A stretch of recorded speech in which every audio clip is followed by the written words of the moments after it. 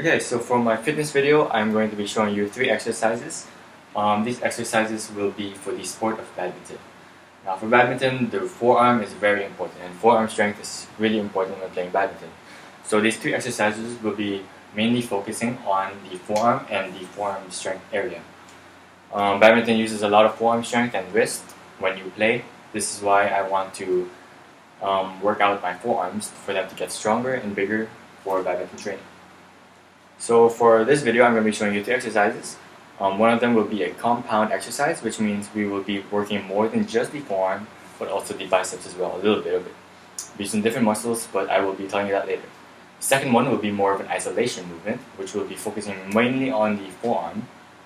Then the third one will be more of like a household item exercise, something that you can use in your everyday household, but still work as for endurance, right?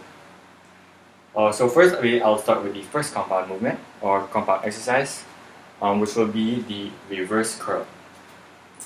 Now, the reverse curl will mainly focus on 2 muscles, the biceps and the forearm. So that's very general. In your bicep, you obviously have 2 muscles, right? Since it's a bicep, since bi means 2. In the bicep, there's a short head and a long head. When doing a reverse curl, the muscle that we will be using will be the long head. Right? The long head will extend over to the forearm, which is the brachioradialis. Now this brachioradialis is part of the forearm and will help with forearm strength. You can also call this the forearm extenders, as well as the brachioradialis. But the important thing is that it connects with the long head of the bicep. So when we're doing a reverse curl, it may seem like we're working only the biceps. However, that bicep muscle is connected to the forearm, which will then lead to better forearm strength as well as better arm strength. So I'm showing you the reverse curl. You're going to be wanting a barbell, but not just any ordinary straight barbell. You're going to want the EZ bar curl, which has these curves in it. This is mainly used because usually with the straight bar curl, it's harder with doing reverse curls because it's more of a strain on your wrist. So to protect your wrist more when doing this exercise, you get the EZ bar curl, which looks like this. You hold it like this, and you basically do it like a normal curl. However, your hands are in this position. Instead of a normal curl, which is usually like this, you hold the barbell like this.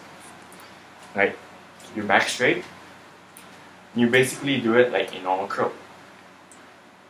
But for this exercise, since we're trying to mainly focus on the forearm, we're going to want to go a bit higher. Usually in a normal curl, we go up to here. Stop, we're down, right? Just like that. But for the reverse curl, if you want to hit the forearm more, you go a bit higher. This will put more strain on the forearm, right? Not too much rocking, but keep it nice and slow.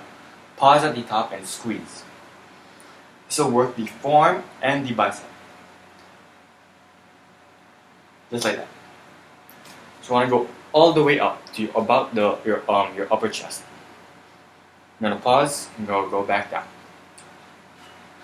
So this is the compound exercise since we're using not just the forearms but as well as the bicep. This will help in overall arm strength but also forearm strength, which is one we want to increase. An alternative for that, which is also a compound movement which is very similar, are hammer curls. Now I'm not going to go in depth, but this is a normal hammer curl. Hammer curls are also kind of the same as reverse curls. However, they can be executed with dumbbells. They also work around the same muscle groups. However, I do recommend the reverse curl more. Now on to the next exercise. The next exercise will be mainly focusing on the forearm flexors. When you look at the forearm, this part we just worked out was the brachioradialis, which is this part, the smaller forearm. However, this one, the bottom one, which is the bigger forearm part, the bigger muscle in the forearm, is called the forearm flexors. Now this is what's going to give us a lot of strength. So we're going to work that out. To do this, we get a barbell as well. It can be straight or an EZ bar curl. And basically, we're going to be using the exercise where we mainly work the forearms. Now to do this, we mainly do this. You can either keep it in your front or in your back. I like it in the front because I like to look at it and make sure my form is correct. So for this exercise, I'm going to show you in the front first. You're going to hold it like this on the bottom, straight arms, just leaving it hanging. And the important part is to go backwards, right? You're only going to move your wrist. This is going to be an isolation movement, so you're only working your forearms. Isolation means one movement, which means we're going to be using only the forearms in this exercise. And we're going to be isolating the muscle group. So we go slowly like this. The important part of this is your tempo. You're going to want to go up, squeeze, pause, and then go back down. Now this exercise, we're going to have a bit higher reps. Since the range of motion is very low, the muscle won't be under as much time under tension. This means that we want the reps to be increased so that the muscle is under more tension throughout a longer period of time. So we're going to be using this exercise for more forearm strength and focusing more on the forearm flexors. That's one exercise. The important part, remember the tempo. Go up, pause, and go back down. Up, pause, and go back down. So that's going to be our isolation movement. That's the second exercise. Now, we move on to the third exercise. This is more of the homemade exercise, something you can get from any household item that's a bit heavy and you can fit your hand. And you just can sit down when you're using your laptop, or whatever you want to do. When you're sitting down, you just do it. Now this is just called the figure of eights. This is something that I got from my coach, and he told me what to do to train our forearm strength. You can get any item that's mediocrely heavy. Usually it's recommended to use a wine bottle that's empty, of course.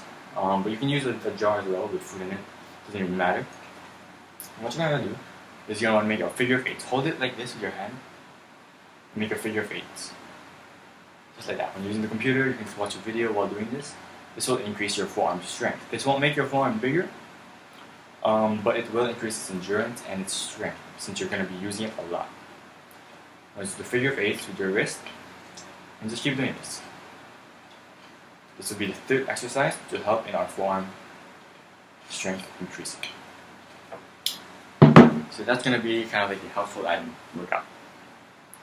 And those are the three exercises that I chose to use to increase forearm strength and to help in the sport of badminton.